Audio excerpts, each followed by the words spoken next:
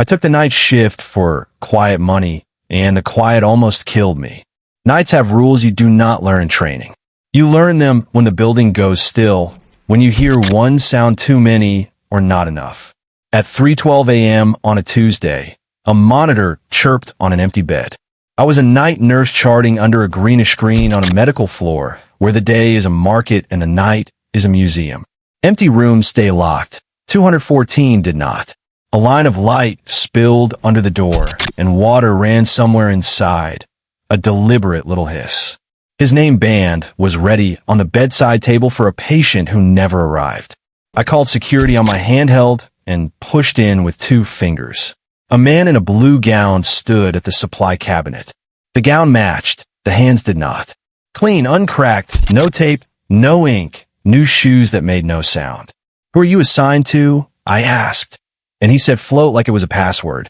He reached to turn off the running sink, as if tidying up after himself. The monitor above the empty bed flashed red. The pocket of his gown sagged with blister packs and capped syringes that did not come from our cart. I needed 30 seconds. "Badge number," I said, casual, like I was checking a box. He slid a hand under the mattress and left it there a little too long. Footsteps came from the elevator lobby. I told him the charge nurse was on her way and touched the code blue button like I was fixing the curtain. The overhead tone sliced the air, and he ran. Security missed him by a floor.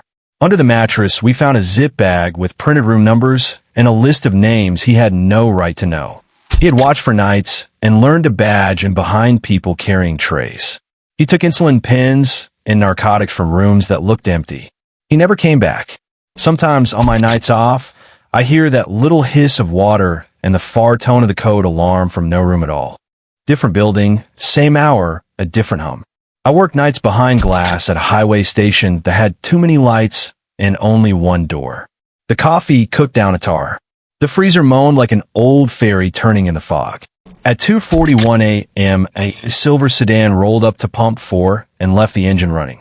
A man in a work jacket bought a pack of matches and a fountain cup. No gas. He came back 10 minutes later for more matches, then again at 3:05. Between visits, he walked the blind side of the cameras, a sleeve here, an elbow there, a shape shaved into angles by the dumpster light. The floodlight over the delivery door blinked twice and died. The little indicator by my register flicked from green to red and back as if someone teased the latch. I pressed the silent alarm with my knee and kept my voice even on the intercom. "Hang on 1 second, sir. Let me help this gentleman. Then I will get you the bathroom key. We do not give the key after midnight." He knew that. He pushed his words through the slot anyway, trying to crowd me with them. "Come on, sweetheart, be quick," he said, tapping a coin on the sill. Tap, tap, tap. He stepped out of frame, and the knocking started at the metal door behind me. The bolt shivered in its seat. A strip of shadow moved under the threshold like a tongue. "Sir, the sheriff is pulling in now. Please return to your vehicle," I said, with the red and blue just finding the glass. He did not look at me again. He ran for the sedan, tires squealing wet, and took the shoulder into the dark. Under the door, we found a bent coat hanger shaped into a hook and a wedge of rubber someone had set into the jam to keep it from catching. He had been rehearsing too.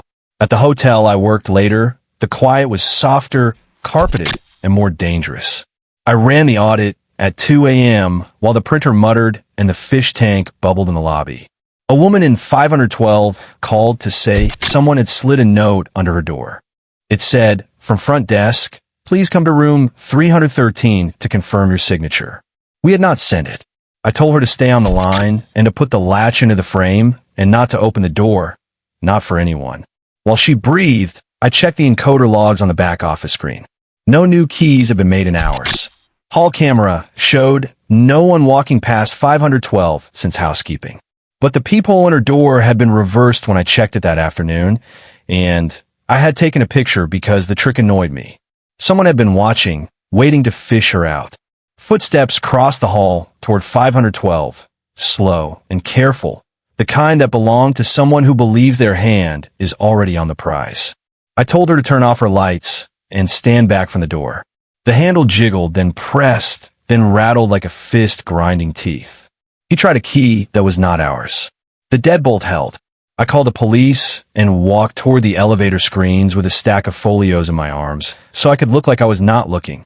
At 3:02 a.m., man in a windbreaker stepped out on 5, moved to 512, and put his shoulder to the door once, testing the frame.